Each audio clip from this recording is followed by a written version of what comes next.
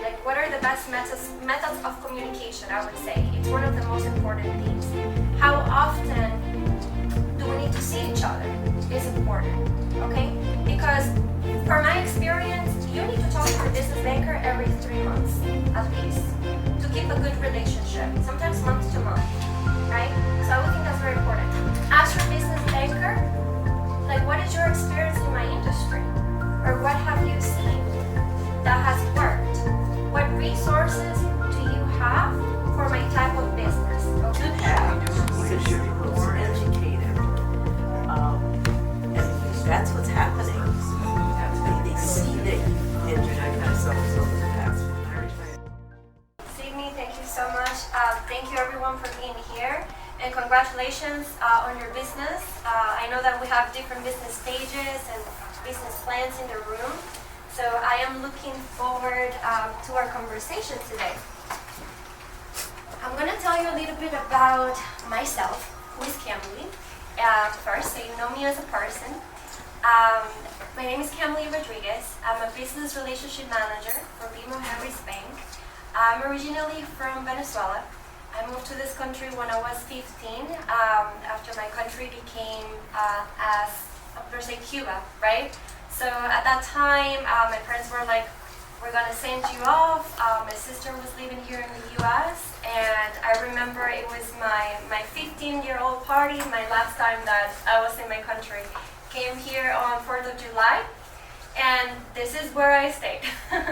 So I'm very thankful, to have the opportunity to be here in this country and, to be able to do what I do, which is what I love, what God sent me to do to help others and service, and do the things that they love to do as well with my advice, okay? So I started my career at Wells Fargo. I was a teller. And I was a teller there and developed and become a small business banker. And then I did that for about 9 years. So my career in banking was pretty much at Wells Fargo at a national bank. After being a small business banker, I wanted to explore a little more ventures on what is it to be a commercial lender, right? Because I was, okay, so I'm helping business owners, but I want to understand how to purchase real estate, what are their struggles, what documents do they need to bring to the table, understand underwriting a little deeper. So I went to Grow Financial for a credit union for 2 years and became a commercial lender where I specialize on investment real estate, on loans on commercial property for restaurants, chiropractors, strip malls, and all sorts of things. After that, after I learned that section, I wanted to go back to business banking because, as I was telling Sydney, I'm not much of a presenter. I'm more the girl who sits in front of the customer and relates to them and provides advice and hears you out and that wants to know what you do and how we can get you there. So I decided to go back to business banking and became a business relationship manager, which is what I'm doing at this time. My role specializes in business consulting and business lending, and also I work with an array of partners that do other services that can provide to your business as merchant, payroll services, and commercial real estate as well, and other type of programs, okay? So to tell you a little bit about BMO, I didn't know what BMO was until I decided to look for jobs on LinkedIn, to be honest with you. Once I found out what BMO was, it's a big bank. As I was explaining, it is the Bank of America of Canada. You will see this bank everywhere. The reason why this bank was established is to have better relationship with the United States and Canada and allow business owners to transfer money more smoothly and do transactions. So for example, we allowed Canadians to come to the US and register their business here and also provide lending that makes it accessible for both places. So the bank has been established for 200 years. We recently acquired the Bank of the West. So now we're more prominent in California. We have our corporate in Chicago. That's where you will see BMO everywhere. In Florida, we only have 3 business relationship managers, which would be like my position, we have one in Sarasota, and we have one in Bradenton and Tampa, which is myself. I cover 3 locations. I cover Apollo, Tampa, and Bradenton. So, and what I do is that, as I was telling Sydney, what matters to me the most is getting to know the backstory of the business. I am not a business banker that will see you as a transaction. I care about you as a person and about what you do. Going back to why it's important to have a business relationship, then you ask, why should I have a doctor, right? A one person to go to? Because you don't have to explain your history multiple times. And this is the same scenario with a business banker. I might do business, but I know other resources. If you have kids, if you have daughters, sons that you want to help build credit, I have enough resources where I can direct you to the right person. So this is why I think that a relationship with a banker is very important. I can tell you that I don't have that myself, and I wish I did. I'm not a business owner. Well, I used to. Back in the day, I ventured into, I was selling phone cases. I decided to buy a pallet. I remember being a business banker at Wells Fargo, and I was like, okay, so let me register my business. I got my license, went to a website to get phone cases wholesale, and then I started just opening an account on Poshmark. I don't know if you're familiar with Poshmark. It's a ladies app where you sell your apparel and designer stuff. And I just put it out there to see how it went and to have the experience. So as far as that, but I admire all of you because it requires a lot of courage and a lot of sacrifice. Because you guys work 24/7. Okay, I work 9 to 5, but you're the whole day. So I really admire what you do. So I really want to be a resource for you, a friend. In my card, you have my work cell phone. You have my location's phone number, which is at the Tampa office. So we're 10 minutes away from here. We're right in downtown. And I would say what I've noticed that communication method has changed. Now people, like I remember when I started 10 years ago, you would call them because they want to hear your voice. But now, if you don't know the person, you're not going to answer the phone. And that's totally fine. Because there's so much fraud. We're like in the #1 state where fraud occurs. And what I would suggest is that, we can use other methods. So I have a lot of business customers that text me. I have business customers that email me. And that is completely fine, right? So I would say use whatever is most comfortable for you. And the banker, for example, myself would know how to keep that communication.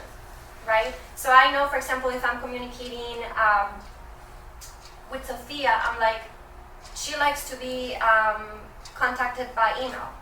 And that's how I'm going to get her response faster. Okay? So that's why you want to keep a relationship where you learn from each other. Do you have any questions? No? Okay. All right. So, with no further ado, I put on some paperwork right in front of you. We're going to talk about the different programs and why BMO, right? Why are some people hearing about BMO right here in Tampa? We have minority certification programs for Latino, Black, and Native American, and women in business, okay? The good thing about this program is that we don't require you to have the minority certification set up here at the Entrepreneurship Center. You don't need that. You don't need that. As long as you fill out the special purpose form when we apply for the account for credit products, and you state that you are Latino or Black or Native American, you're in this program. It is super simple. What is this program designed for? This is for business owners that are minority, right? And that would like to have help for credit, lending opportunities. We understand that right now the market is not doing very well, and a lot of people are looking for funding, right, to start their business. And that's a very smart thing to do. I suggest, so a lot of people try to open their business with their own funds, with the cash reserves that they've had built for so many years, but I don't recommend that.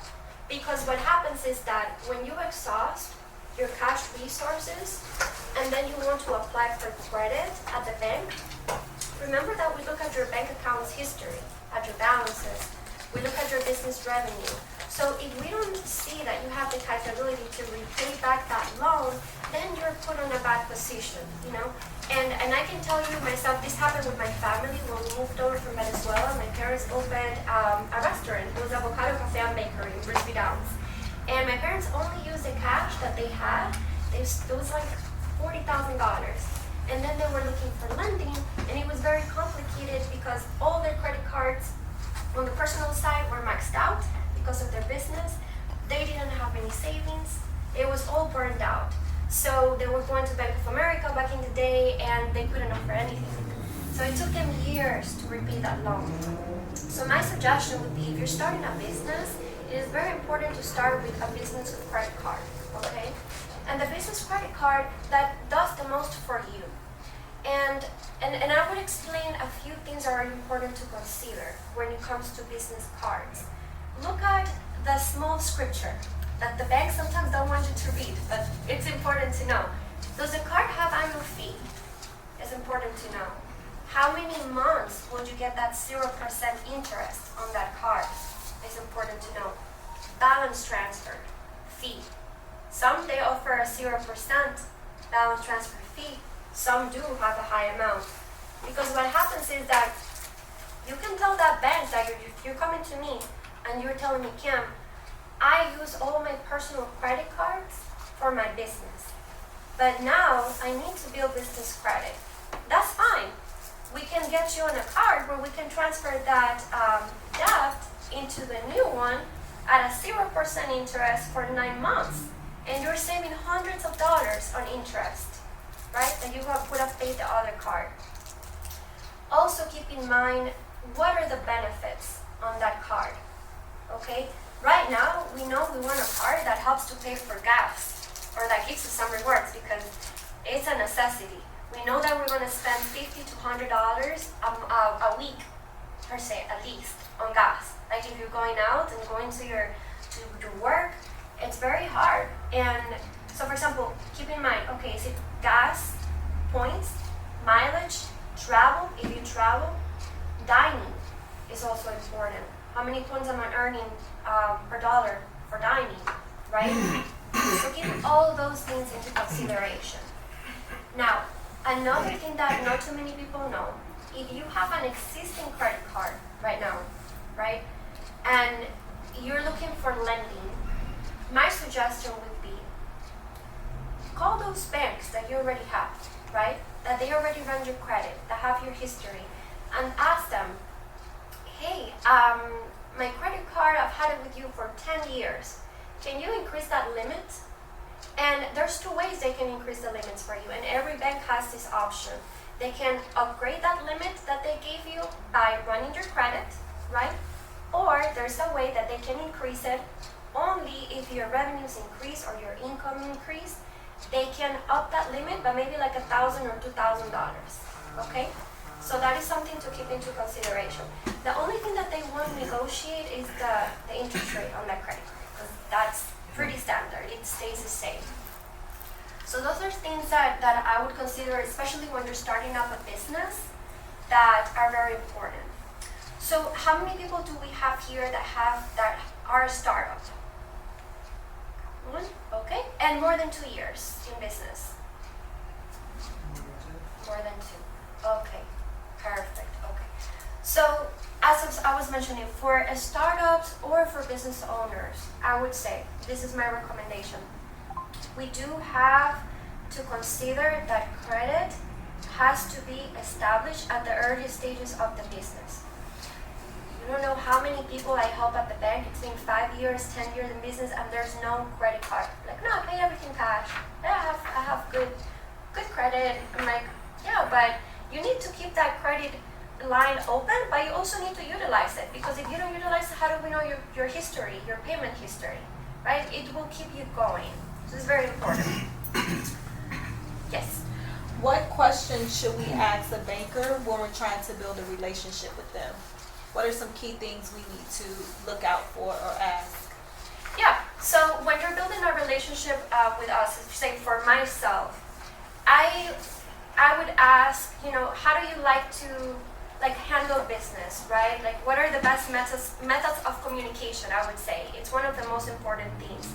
How often do we need to see each other is important, okay?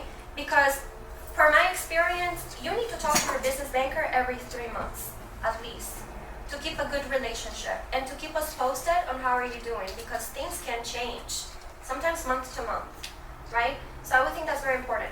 Ask your business banker, like, what is your experience in my industry?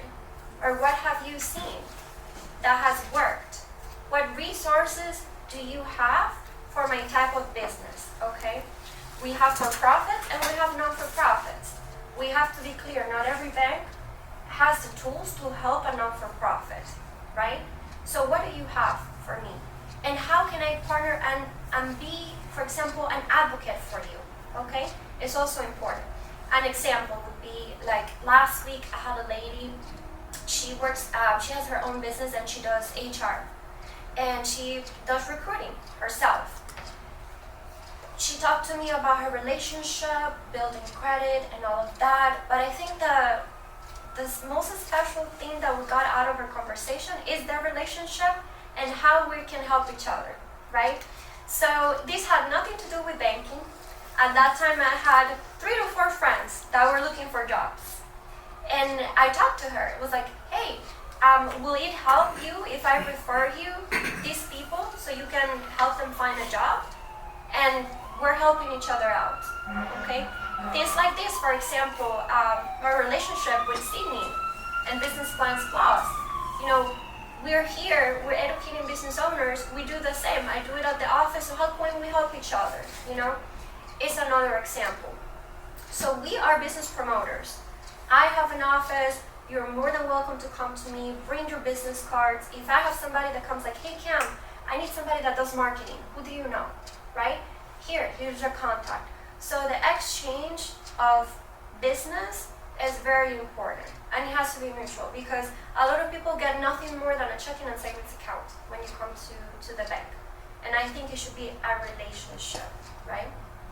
So I think that's one of the most important things when it comes to having a business banker. So we have, let's flip the pages here.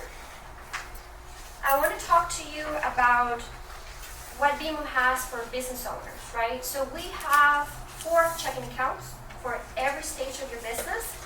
We have digital for those who don't like to come into the bank, which I don't recommend because it is important. It is important to have that one-on-one conversation.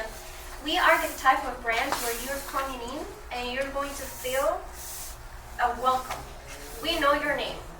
When you come in, I'm going to introduce you to everybody. We have one location here in Tampa, so it's us, right? There's nobody else. So I'm going to make sure that you feel special, that we're taken care of, and that if I'm not there because I'm covering another branch, the manager's going to know you, the banker's going to know you, and the teller as well. Okay? So we have that BMO Digital, and this is the one that we have for the Zero Barriers program, which is the BMO Simple Business Checking. And this is an account that as long as you keep $100, the account is free. And this is great if you're starting up your business. This account right here, if I want to show you something, because this is also something very important that not many business owners understand. Why do banks have different business accounts? And you think about, well, because ones give me more interest, the other ones, the deposit is higher. Well, not quite exactly. And I even learned this when I became a business banker. So there's different brackets, right? So you look at cash that you're deposited into your business account is important, and it's going to be a difference on each business account that you have. The number of transactions that your business does per month is important. So for example, the cash transactions, if you deposit more than $2,000 on this account that you set up, you might start getting a cash deposit fee for every extra $100 that you deposit. So that's why having a conversation with me will help me understand what type of business account is best for you, okay? The other one is, as I mentioned, the cash deposits, the transactions that you do per month, okay? Because it could be that you receive a lot of checks. It could be that you swipe your debit card a lot. So what exactly do you do with your business? How do you operate your business daily is important. Another important factor is the wire transfers. Are you a type of business that will be sending out wires or receiving wire transfers? Okay, that will also be a factor of which account, business account is best for you. So as you can see, our monthly service fees are very common, right? It's stable from $10 to $25.